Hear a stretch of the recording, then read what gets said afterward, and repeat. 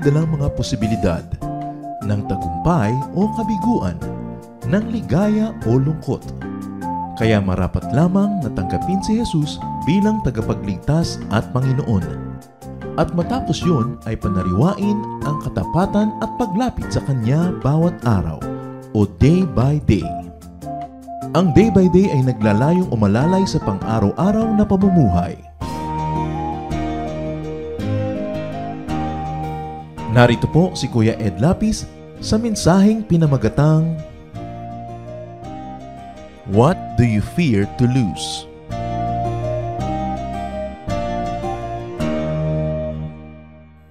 Mapalad ang isang bayan na ang Panginoong Hesus ang kanyang Diyos at tagapagligtas. Anuman ang kanyang daanan na mga pagsubok ay malalampasan.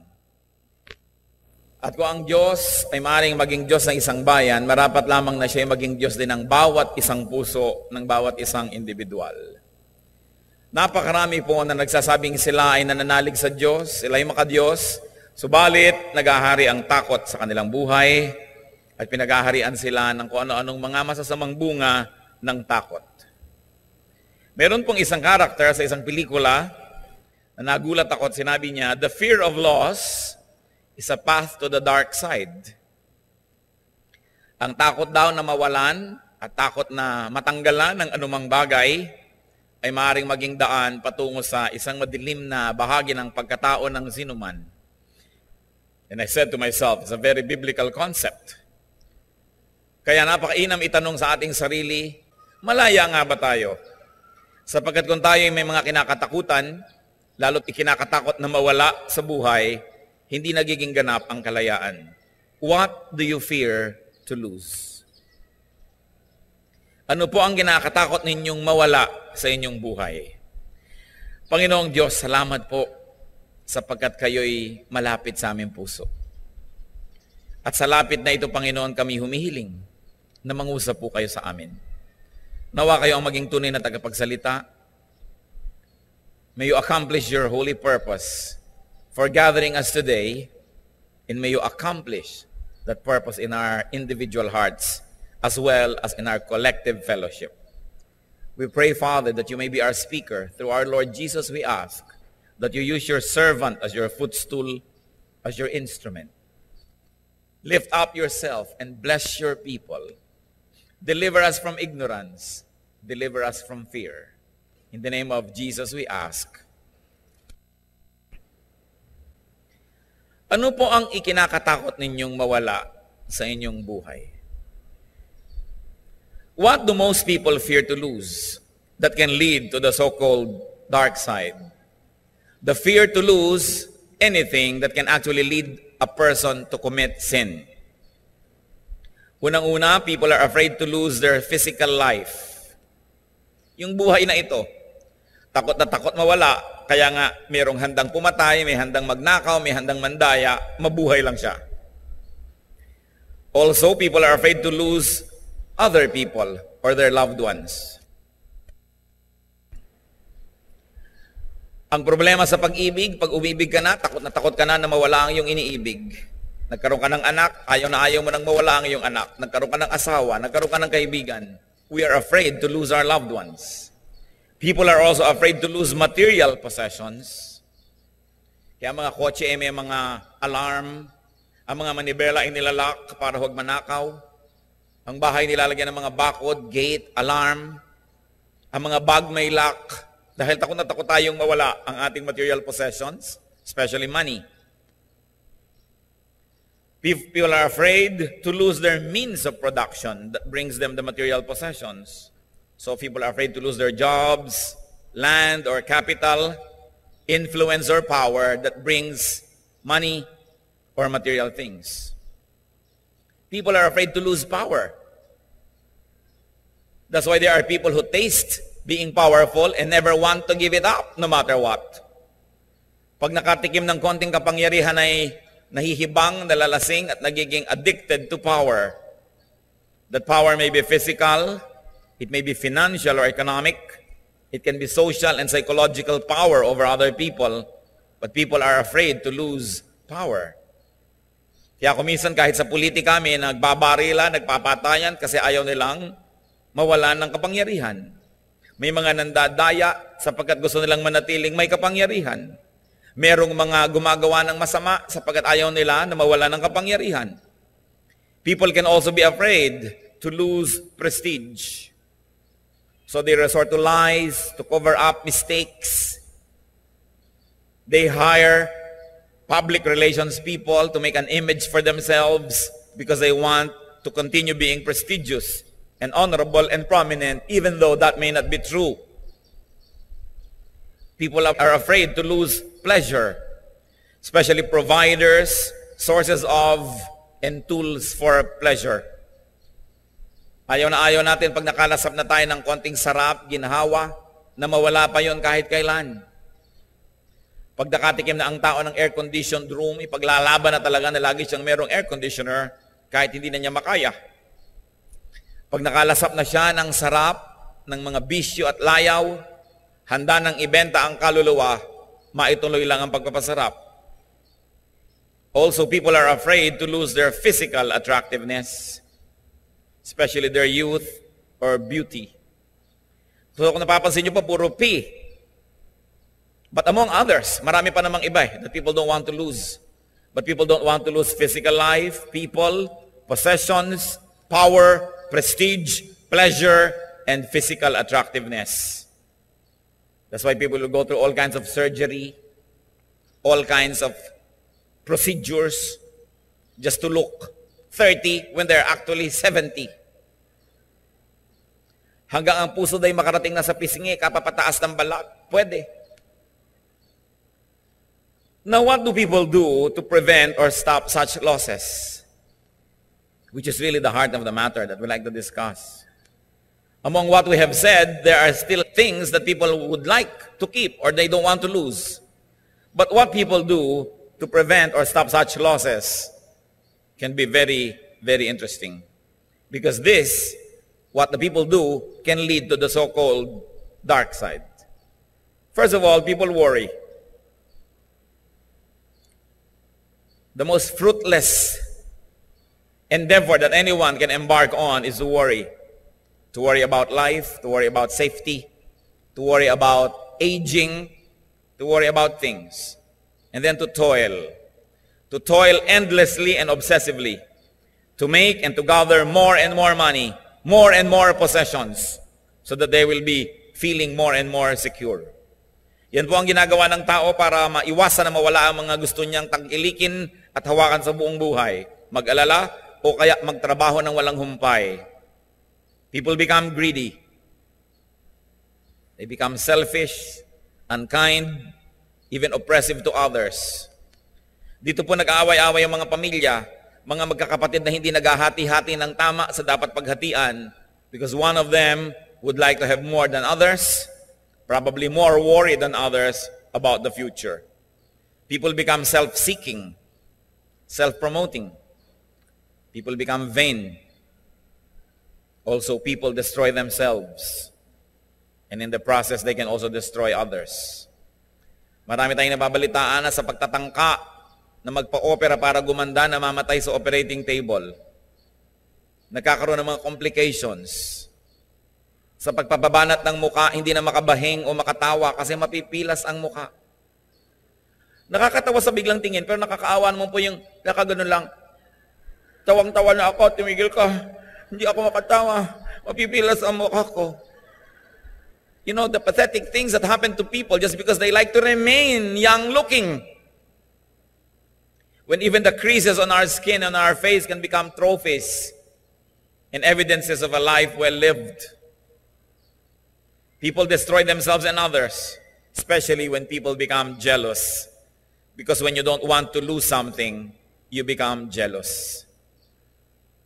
Now, what does the Bible say and teach us concerning such obsessions and fears?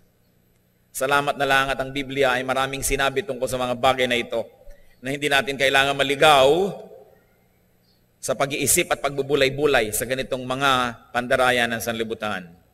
First of all, the Bible teaches us, do not love this world too much. Huwag sobrang mahalin ang mundong ito. Bagamat dapat mahalin, dapat tangkilikin, dapat pag sumikapang ayusin, linisin, pag malasakitan, do not love life in this world too much because you are just a pilgrim. You are just passing through. Dumadaan lang tayo sa mundong ito, hindi tayo dito magtatagal talaga. James 4:14, what is your life? You are a mist that appears for a little while and then vanishes. Ano daw ba ang buhay? Isa ka lang usok na nandyan lang sandaling-sandali, ilang saglit, at pagkatapos ay nawawala. Hebrews 9:27, man is destined to die. Whenever I am asked to deliver a message in a funeral, in a wake, I always have a little regret inside of me. And I always think it would have been better to deliver this message before their loved one died. Isa po sa mga burden ng puso ng inyong lingkod, ihanda ang mga anak ng Diyos, ihanda ang mga tao sa pagharap sa mga kapaitan ng buhay. Isa dyan ay ang kamatayan ng mga mahal natin sa buhay dahil tiyak na darating yun. Mahirap magbigay ng ginhawa, ng comfort sa isang taong kaharap niya ang bangkay ng kanyang mahal sa buhay. Dapat yon, bago pa man mangyari yon, nakahanda na ang ating loob sa pagkatiyak na mangyayari. The Bible says man is destined to die. 1 John 2:15, do not love the world or anything in the world. If anyone loves the world, the love of the Father is not in him. So anything that is physical only, anything that is fleeting, must not be loved too much. That should also include people. Do not love people too much. Baka mamaya ipamalita nyo, sabi ni Pastor Ed, huwag na daw tayo magmahalan. Love people, but do not love people too much. Because they can become your idol, they can become your God. And if you love people too much, and if they leave you, if they fail to love you back, what will happen to you? Or they love you back, and they are so good, and then they die, what will happen to you? That's why even in the Bible, when Abraham was tested by God, the test was so severe. Matagal na walang anak si Abraham, at nung nagkaanak siya, kaisa-isang anak sa kanyang asawa na si Sarah, ay sinubok siya ng Panginoon. Genesis 22 verse 2, then God said to Abraham, take your son, your only son Isaac, whom you love, sacrifice him there as a burnt offering. Matapos manalangin si Abraham ng katagal-tagal, at nung siya ay 100 years old almost, ay binigyan siya ng isang anak. Nung ang anak niya na ito ay mga 10 years old almost, sinabi ng Panginoon, gusto ko, itali mo si Isaac, ialay mo siya dun sa altar, sunugin para sa akin. Sumunod si Abraham. It's a very, very interesting test. Could it be that God wanted Abraham to be sure that Isaac has not replaced God in his heart? Dahil pag nagkaroon ka ng anak, pwedeng mapalitan na ang lahat. Pati asawa na papalitan pag may anak. Yung anak ko, pagka mabuti ang grades. Yung anak mo, pagbabagsakin. Pero anak ko, maraming mga asawa nagsaselo sa anak dahil parang nalimutan na siya ng asawa niya mula nung nagkaanak. Lalo siguro ko 100 taong ka naghintay. Tapos ngayon, hihingi ng Diyos. Sinunod po yan ni Abraham. At to make a long story short, when they were already on top of that mountain and he bound this little boy and he was about to slay him, to offer him, an angel of the Lord stopped him. At sabi sa kanya sa Genesis 22:12, do not lay a hand on the boy, he said. Do not do anything to him. Now I know that you fear God because you have not withheld from me your son, your only son. Gaano po karami sa atin ang babagsak sa ganitong uri ng pagsubok? Ipagpapalit ang Diyos, ipagpapalit ang pananalig dahil lang sa pag-ibig sa kapwa-tao. Kung minsan hindi pa nga anak, girlfriend pa lang, boyfriend, nahikayat na lumayo sa Diyos. Matthew 10:37, from the mouth of the Lord Jesus, anyone who loves his father or mother more than me is not worthy of me. Anyone who loves his son or daughter more than me is not worthy of me. As I have said before, I have had struggles about these ideas that God wants to be always number one.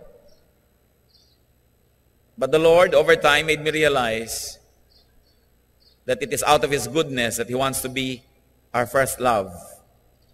Because anything or anyone that we love can be the source of our pain and sorrow, especially when that anything or anyone is taken away. But because God is eternal and God does not leave us nor forsake us, and that God is never unfaithful, then God wants to be our first love, because when God is our first love, our heart is secure. Hindi pala pagiging makasarili niya yon. Para tayo mga magulang ngayon, kung pwede na lang na, anak, huwag ka nang umibig dyan kay bigote, tayo na lang na pamilya ang magmahalan, kasi parang nakikinikinit akong dudurugin niya ang iyong puso. Kaya pala gano'n ang magulang. Dahil gusto mo ipagtanggol lang yung anak mula sa mga hirap at sakit na maaring dalhin sa kanya ng pag-ibig sa kapwa-tao lamang. Kaya napakahalaga na ang Diyos ay unahin. The way we love people, and even the intensity with which we love them, is only a habit. You love people so much because you have decided one time in your life that you're going to give your all and that you're going to love this person so much. But you can decide to love God the most and then love other people next. So that when these people come or go, you will be affected but not shaken. You may feel some sadness, but you are not going to be broken, because your number one is the Lord, who never leaves you nor forsakes you. Kaya sabi sa Deuteronomy 6:5, love the Lord your God with all your heart and with all your soul and with all your strength. Kung minsan po pag kami mga namatayan, o kaya may sakit ang kanilang mga mahal sa buhay, tapos lalapit sa akin yung mga tao, halos madurog ang puso ko sa awa sa kanila, dahil parang guguho ang mundo nila pag nawala ito o dahil nawala ito. Ibig-ibig ko lang sabihin, kasi naman minahal mong sobra. Minahal mo dapat, pero hindi higit sa pag-ibig mo sa Diyos. Na gayong nawala siya sa iyong buhay, gusto mo magtirintas kahit kalbo ka. Nakatingin ka sa lumulubog na araw, kahit gabi na. Kasi sobra ka nagmahal. Gaano karaming mga magulang ang napakaganda ng paninindigan sa buhay na nasira lahat dahil sa pag-ibig sa anak. Gaano karaming mga amor proprio at dangal ang niyurakan, binaliwala dahil sa bulag na pag-ibig sa tao. Gaano karaming tao ang nasasaktan, ninanakawan, pinapatay pa nga ng mga gustong magbigay sa mga mahal nila sa buhay. Nakakakita kayo kumisa ng mga pumapatay, nagdanakaw dahil para mapag-aral ang anak. Dahil sa pag-ibig sa anak, isasangla ang kaluluwa. Mahalin natin ang tao, subalit dapat bilang mga nilalang ng Diyos, alam natin ang hangganan ng pag-ibig na ito. At nang sa ganon, hindi tayo sobrang kawawa. We love people, but we must set boundaries and set limits so that our holiness, our righteousness, and dignity will not be compromised. Loving people too much. When you love God the most, you are secure. Sabi sa Joshua 1:5, I will never leave you nor forsake you. Another way to deal with such fears is do not be attached to material things. Do not be attached at all. When it comes to people, let's be attached, but not too much. But when it comes to things, do not be attached at all. Luke 12:15. Then he said to them, watch out, be on your guard against all kinds of greed. A man's life does not consist in the abundance of his possessions. If the Lord gives us nice possessions, nice, enjoy them. But if they are not there anymore, don't chase them. If they are there, salamat. Pagka wala, salamat din. 1 Timothy 6:9-10, people who want to get rich fall into temptation and a trap and into many foolish and harmful desires that plunge men into ruin and destruction. For the love of money is the root of all kinds of evil. Some people, eager for money, have wandered from the faith and pierced themselves with many griefs. Kung may pera tayo, salamat. Yuyuko ng kaunti, magtatrabaho para magkaroon yan, pero hindi tayo lumalampas sa mga hangganan na itinakda ng Diyos para lang magkaroon. Hindi tayo nakikipagsira sa ating mga kapatid. Hindi tayo nakikipag-away sa ating magulang. Hindi tayo nakikipag-away sa ating mga esposo at esposa dahil lang sa material things. Don't be attached at all. Practice detachment. Practice independence. When you love a certain pillow too much, try sleeping some nights using other pillows, because you're going to be too used to that, and it will become your idol that you cannot go anywhere anymore without it. That's why it is important to go on retreats, to go on camps, so that we can go back to being Spartan, so we can declare independence from the comfortable things we get used to. Because if you begin to love the things that give you comfort, you will become their slave. Hindi dapat kasanayan. That's why it is important to learn to be contented. I never said, learn to be dreamless or goalless, but learn to be contented. When you do your best within what God allows, then enjoy the fruits of your effort. But never stoop too much, too low for anything. Philippians 4:11 and 13, Paul says, I have learned to be content whatever the circumstances. Why? Because I can do everything through Him who gives me strength. Ang lahat ay nagagawa sa tulong ng Diyos. Ang lahat ng kulang ay nalalampas at napupunan. Ang lahat ng hina ay napapalakas sapagkat may Diyos tayo sa ating puso. Another way that we can avoid being slaves of these things, do not seek and love power, especially power over people. History is replete with men and women who have had nearly absolute power. But how did they end their earthly lives?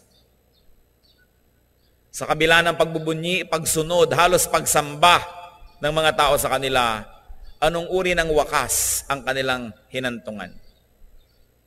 Kaya sabi sa 1 Peter 5:3, huwag tayong magnasa na maging Panginoon ng ating kapwa. Because power over other people corrupts. And as they say, well, power corrupts, absolute power corrupts absolutely. It's always good to have checks and balances. What happens to people when they can do nearly everything they want to do? They self-destruct. Look at how the Roman Empire destroyed itself because of its excesses. Look at how nearly all civilizations reach an apex of prominence and wealth only to self-destruct. Poverty can purify the soul more than wealth can do. That's why even the lack of many things can become a blessing.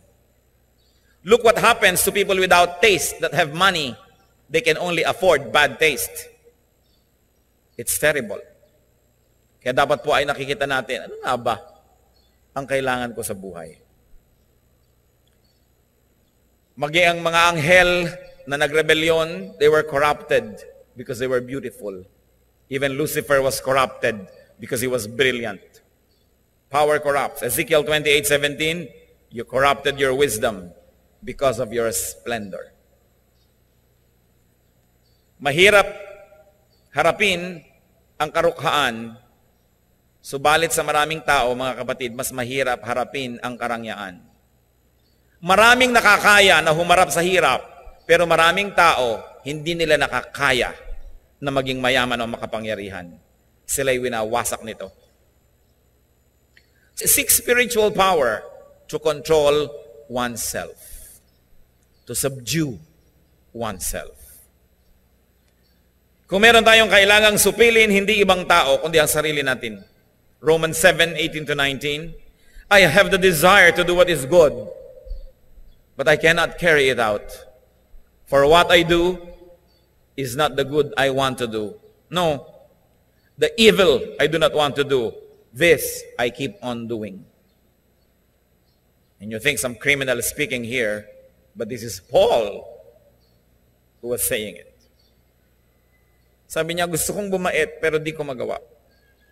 Gusto kong gawin ang tama, pero ang nakikita kong nagagawa ko lagi, yung ayaw kong gawin na mali, yun ang nagagawa ko. Kaya ang kailangan natin supilin ang sarili. Romans 7:24-25, his conclusion, what a wretched man I am. Who will rescue me from this body of death? Thanks be to God through Jesus Christ our Lord. Because through Christ, we can be successful. We can overcome. Kaya sabi, I can do all things through Christ who gives me strength. And the gift, the fruit of the Holy Spirit, Galatians 5:23, among others, points to self-control. A person who can control himself by the grace of God is a person that can shape his destiny. Self-control is important. Kaya ang sabi ni Paul sa 1 Corinthians 9:27, I beat my body and make it my slave. Can you imagine making your body your slave? Pag sinabi mo sa body mo, hindi, masama yan, susunod siya. Itong gawin mong mabuti, susunod siya. Gaano karami po sa mga tao ang alipin ng kanilang katawan na ang totoo, yung katawan nila ang amo. Sabi ng katawan, huwag ka munang gigising, masarap pang mahiga. Sabi ng katawan, sundin mo ang sexing yan, sundan mo siya at siya ay yung dapat na maangkin, sunod ka naman. Sabi ng mata mo, sundan mo, sunod naman ng mata mo. Sabi ng paa mo, tumayo ka, habulin mo, habol ka naman. Sabi ng sikmura mo, masarap lahat yung nasa hapagkainan, kahit marami pa sa likod mo sa pila sa buffet na ito, kunin mo lahat. Kaya santambak yung nasa plato mong ganyan. Sinusunod mo yung katawan. Sabi niya, I beat my body and make it my slave. Because this body becomes the entry point to the dark side, so to speak. Do not seek and do not love prestige, prominence. To be well known is a horrible burden. Look at many people in the show business. They do everything to be known. And once they are known, they hide behind large, dark glasses. They pay so much for privacy because they know that to be known is a burden. Yung po mga gustong sumikat, hindi nyo palang alam ang bigat na dalhin ng pagiging kilala. Luke 20:46, the Lord speaking here, beware of the teachers of the law. They like to walk around in flowing robes and love to be greeted in the marketplaces and have the most important seats in the synagogues and the places of honor at banquets. Sabi, huwag nyo silang tutularan. Gusto nilang laging bida, laging sikat. Hindi ganyan ang dapat mangyari sa isang tao. And of course, do not be obsessed with pleasure. Huwag laging magharap ng sarap. Do not seek and do not love pleasure. Yun pong kwento tungkol doon sa maraming iba't ibang uri ng buto. May tumubo, may hindi. May tumubo pero hindi lumago. Luke 8:14. The seed that fell among the thorns stand for those who hear, but as they go on their way, they are choked by life's worries, riches, and pleasures, and they do not mature. The goal of going to church, the goal of Christian life after being saved through faith in the Lord Jesus is to grow and mature and to be like Christ. But many people do not mature because they love pleasure, not discipline. Sinasabi ko lagi, para po mag-mature, dapat may ministry ang isang tao. Pero iba, ay, naku, mahirap yan. May mga meeting, may demand sa oras mo, makakabawas sa yung free time, sa yung sariling kagustuhan, so wag na lang. So they end up not maturing at all. Do not be obsessed with pleasure. Pleasure is ephemeral. It is fleeting. Tulad nyo, paypayan kayo ng paypayan, ba't ayaw nyo tumigil? Dahil sa isang paypay mo, may hangin, tas wala na uli, kaya uulitin mo uli, tas uulitin mo uli, ulit ka ng ulit, ng ulit, ng ulit. And sometimes, the calories you burn by moving your arm makes you hotter than the wind and swift of wind that it brings to you. Ang sinasabi ko lang, sa isang paypay mo may sarap, uulitin mo ngayon, kaya ulit ka ng ulit ng ulit. Ganun po ang sarap sa buhay. You always have to work so hard to keep experiencing it. And the moment that the stimulus is not there anymore, you are empty. Just like people who find comfort and happiness in watching, let's say, CDs and videos. So when the names are there, scrolling up the screen, and the show is ending, what do? Pop in another disc into your machine because you're empty and alone again. Because the things that we depend on for entertainment, for happiness, never last. While they may be enjoyed, especially if the Lord allows you to enjoy them and gives them to you, do not love them. Treat them as a dispensable item in your life. It's there, good. If it's not there, life is still good. Kaya maganda nga sabi ko yung mga nagka-camp, nagre-retreat, when you go back to basics, when you convince yourself that you can live without many things that you have been used to. Hebrews 11:25, even Moses is commended.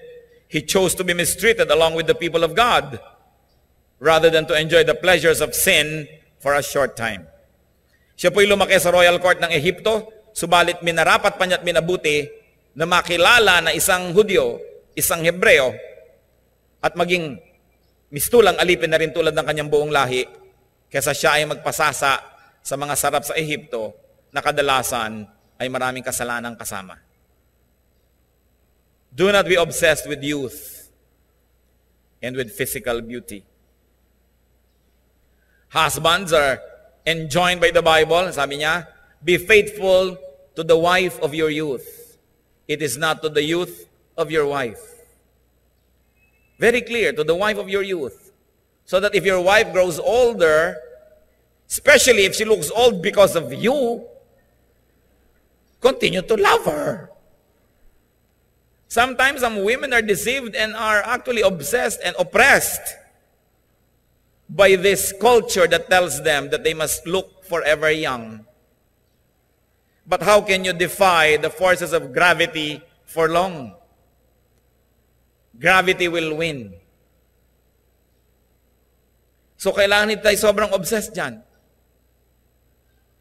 Kung talagang 70, 60 ka na, natural, may konti ka ng puti, napaka-abnormal naman na itim pa rin lahat ang buhok mo. Napaka-abnormal na niwala man lang kulubot ang iyong mukha. But when you age, and when you look older, but that is backed up by wisdom, by so much love and services we have rendered to people and to God, our old age looks become a passport to glorifying God. Hindi baling nagmumukhang matanda ang tao basta may pinagkatandaan. Basta may pinuntahan ang kanyang pagtanda. Hindi pagbuka ng kanyang bibig ay puro walang katuturan na naman ang mga lumalabas sa kanyang bibig. Dapat talaga siya magmukhang 10 years old. 1 Peter 3:3-4, your beauty should not come from outward adornment, such as braided hair and the wearing of gold jewelry and fine clothes. Instead, it should be that of your inner self, the unfading beauty of a gentle and quiet spirit, which is of great worth in God's sight. Hindi po sinasabi sa mga babae na magmukha na lang kayong losyang o tiriringgay. Sinabi, magandang-maganda kayo. God is God of beauty. Pero kung ang ipinagmamalaki nyo lang na kagandahan, 3 oras kayo nagtirintas. Naganggasantol ang mga perlas ninyo, kaya pala nagkakandaubusan ng perlas sa Mindanao, suot nyo lahat ngayon. Kung yan lamang at wala namang iba sa kalooban, baliwala. Ang tunay na magandang kagandahan, bukod sa nakikita ng mata, ay yung kagandahan ng kalooban. Don't get this scripture wrong, kasi akala nila to be Christian is just to look as if nature has devastated and left you like that. It's good to be well appointed. But if that's all that there is, then that's not much. He says, instead it should be that inner self, which is precious in God's sight. At hindi masyadong magastos yung beauty care na yon. Hindi masyadong mahirap gawin. Affordable to all. Ano po ang challenge na ating pinag-uusapan mula pa kanina? What you desire to have. What you desire to keep. What you fear to lose will become your master. Ano man ang gusto nyo, hinahangad na makamit, hinahangad na huwag mawala, yan ang inyong magiging amo. Kaya may mga tao, may payong, ang ganda-gandang payong, ayaw gamitin pag umuulan dahil baka kalawangin. Amo ang payong. Ang ganda-ganda ng sapatos, huhubarin, maglalakad sa baha, di bali na makatungtong ng mga basag na bote, na mga bakal na matatalim, huwag lang mabasa si sapatos. Yan ang sinasabi nating amo ang mga gamit. Bibili ng magagandang sofa, tatakpan ng kapote, at tapos uupo sa monoblock. Magpapagawa ng magandang kusina, ayaw gamitin at doon sa dirty kitchen. Magkakaroon ng magagandang plato pagkatapos kumakain sa mga lata-lata at sa tansan. Kasi baka mabasag ang plato. Bibili ng magandang kama at pag nagusot ni mister, pababangunin pa si mister para ayusin ang nagusot, kaya sa iba na lang kama nahihiga. Sa kama ni kumare na pwedeng magusot. Tayo po ba yung mga alipin ng mga bagay-bagay? Tatandaan po natin, hindi ko sinasabing maging bulag sa kayo. Pero pag meron tayong mahalagang bagay na ibigay ng Diyos, enjoy it. Pero kung nawala, after your best efforts to keep them, ituloy ang buhay. Life goes on. Something's lost and something's gained in everyday life. You cannot keep everything. You have to unload. Your hands must be free of old blessings so that they have space for new ones. May nawawala sa pang-araw-araw na buhay. Tulad ng mga dahon ng puno, kung ayaw nilang maglaglag ng lumang dahon, walang espasyo para magkaroon ng bago.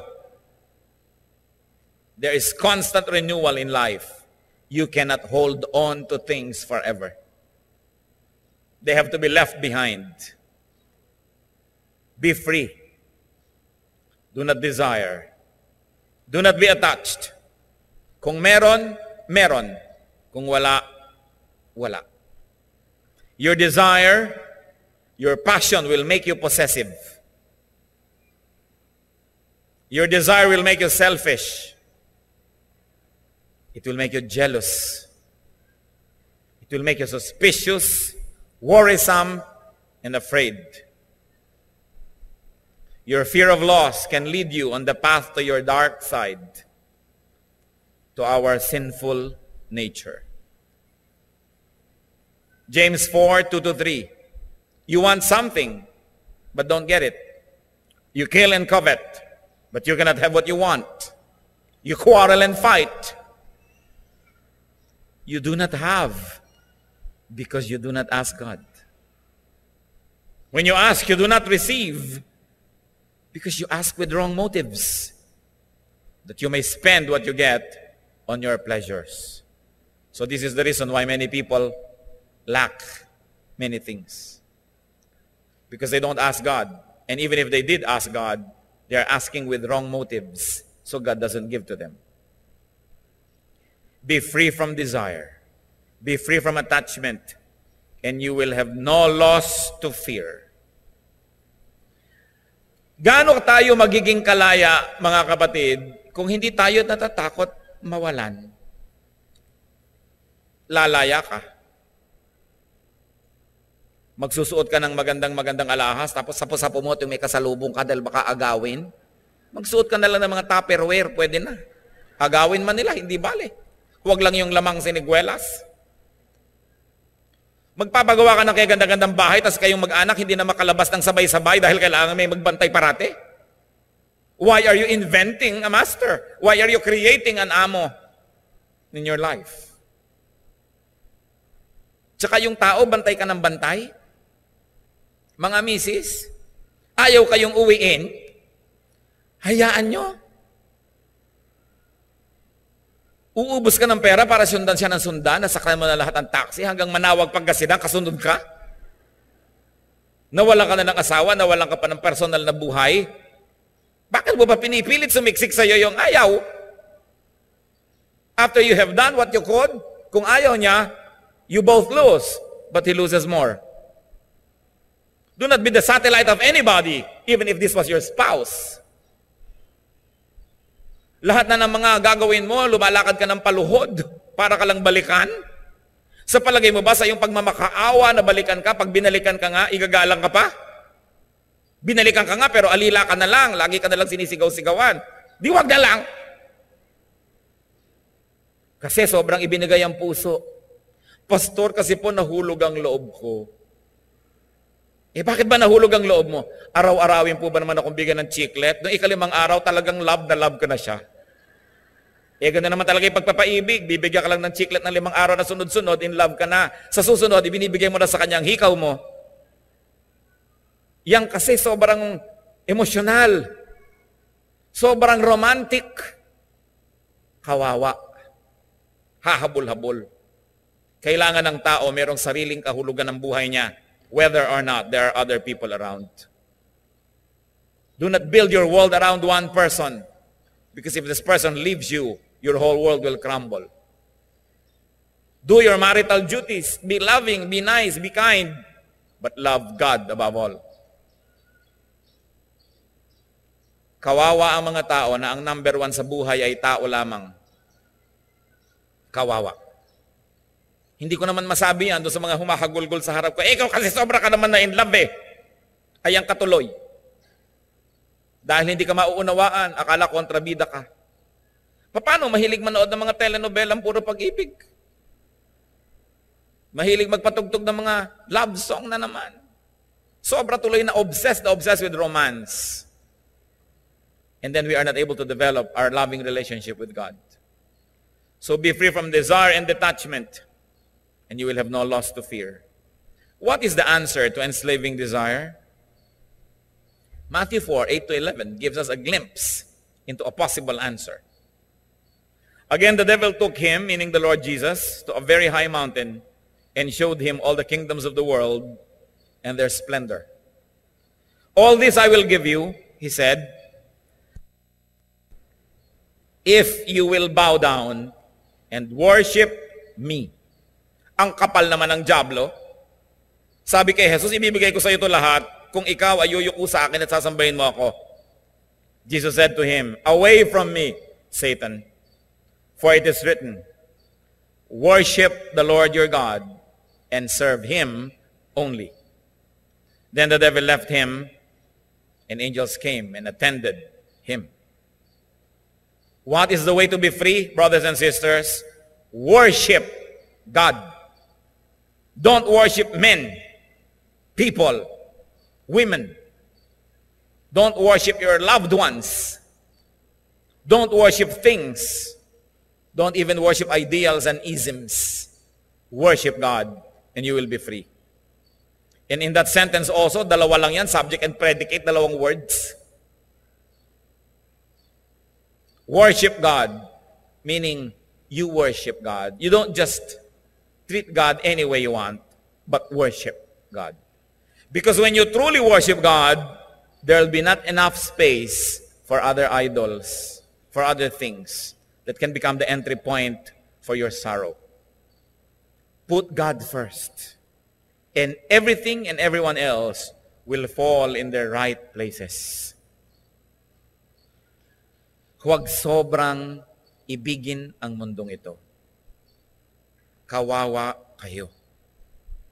Learn a certain detachment by being attached to God. Kailangan umiihinog ang mundo natin sa ating Panginoon. Well, we have family, we have friends, we have endeavors, we have businesses, we have livelihood. All these are but temporary. One time, the Lord was asked, sino po ba sa maraming naging asawa na namatay isa-isa, nag-asawa uli, namatay, nag-asawa, namatay, pagdating doon sa kaharian ng langit, sino pong asawa niya? At napakalino ng sagot ng Panginoon, wala na siyang asawa doon. So yung asawa nyo ngayong katabi nyo, ang totoo lang, hindi nyo na siya asawa sa kabilang buhay. Pero huwag nyo namang itakwil ngayon pa lang. Mahalin. Pero huwag payagan ng sinuman na maging Diyos ng ating buhay. Let's do our human duties, but let's not forget our relationship with God. Be free in Jesus. Sa inyo, paano ko gagawin yan? Kaya ko ba yan? Philippians 3:8. What is more? I consider everything a loss compared to the surpassing greatness of knowing Christ Jesus my Lord, for whose sake I have lost all things. I consider them rubbish, that I may gain Christ. What do you love to have? What do you love to keep? What do you fear to lose? Beware of that which you love too much. Sabi din ng character sa movie na ito, and I like to quote because it has great biblical truth. Attachment leads to jealousy. Train yourself to let go of everything you fear to lose. And if I may add, you will be free. You will be free in Jesus because the truth sets free. Heavenly Father, we thank you for who you are. That you can be our number one. You can be our everything. Palayain mo kami, Panginoon, sa sobrang pagkakasangkot sa tao at sa mundo na kumisay nalalampasan pa ang aming relasyon sa inyo. Ihanda mo kami sa lahat ng maaaring mangyari at mawala sa aming buhay. Basta't kayo, Panginoon, ay naroon at hindi nawawala, natitiyak namin na kaya naming lampasan ng anumang bagay because we can do all things through you who give us strength. Mga kapatid, tayo yumuko sa namandalit tumanahimik at magbulay-bulay. Do you have an Isaac in your life? Meron ba kaya na tao o bagay na maaaring nalilito na tayo na yun ang number one sa buhay natin? Hiningi tuloy ng Diyos para lang mapatunayan na hindi nga totoo yun. Who or what could be your Isaac? May we be like Abraham who passed the test because he was willing to obey God, even it could have meant losing his son. Mahirap gawin, mahirap sundin, pero mas mahirap hindi gawin at mas mahirap hindi sundin. Because when God is with us, we can accomplish anything. Dear Lord, teach us. Let us see ourselves through the mirror which is your word. Turuan mo kaming ibigin kayo higit sa lahat, higit kanino man. Turuan mo kami, Panginoon, na huwag sumamba sa mga bagay na nagpapasama ng aming ugali, nagpapapangit sa mga relasyon namin sa kapwa, lalo sa inyo. Set us free, O God. We want to be free to give you number one place in our hearts. We don't want to be a slave of things and people. It is for freedom, for our freedom that Jesus died. Magbulay-bulay tayo sandali, mga kapatid. Let's bow before the Lord and ponder the realities of our life. If there's anything that enslaves you, declare freedom right now. In the name of Jesus. I am not asking you to be less human than God intended us to be, but only to be correctly humane, and not to forget the Spirit of God that is in our hearts, that is the eternal part of who we are. be alone with God for a while, and let the Spirit finish this message and lead us to practical applications in our daily life.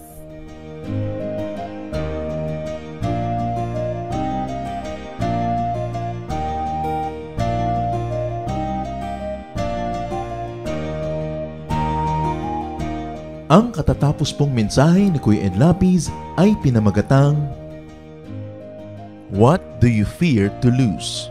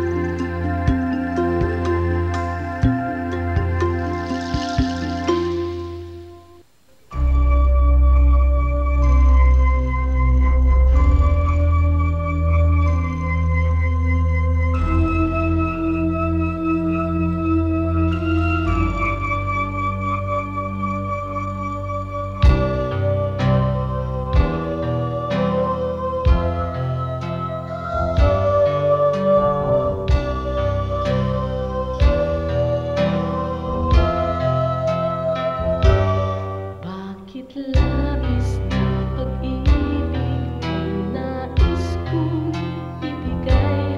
Magmula nang tanggapin ko si Jesus sa aking buhay. Noon ng Diyos sa puso ko'y isang katang-isip lamang. Ngunit ngayon siya ay katotohanan.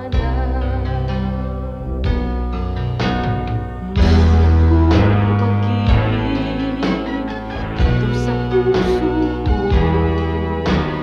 Mayroon akong pag-ibig nais kong ibahagi lagi sa inyo. Mayroon akong pag-ibig na hindi mamamatay. Mayroon akong pag-ibig, ito ay panghabang buhay. Labis-labis na pag-ibig ang sa'yo'y naghihintay. Pag sa puso'y tanggapin mo si Jesus na siyang buhay. Noon ng Diyos sa puso'y isang katang-isip lamang. Ngunit ngayon siya ay katotohanan. Mayroon akong pag-ibig dito sa puso ko. Mayroon akong pag-ibig nais kong ibahagi lagi sa inyo. Mayroon akong pag-ibig na hindi mamamatay. Mayroon akong pag-ibig, ito ay panghabang buhay. Mayroon akong pag-ibig, ito ay panghabang buhay.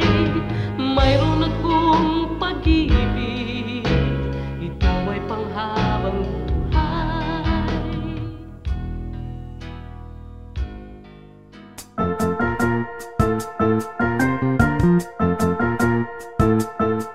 Oras na po para pansamantalang magpaalam ang programang Day by Day.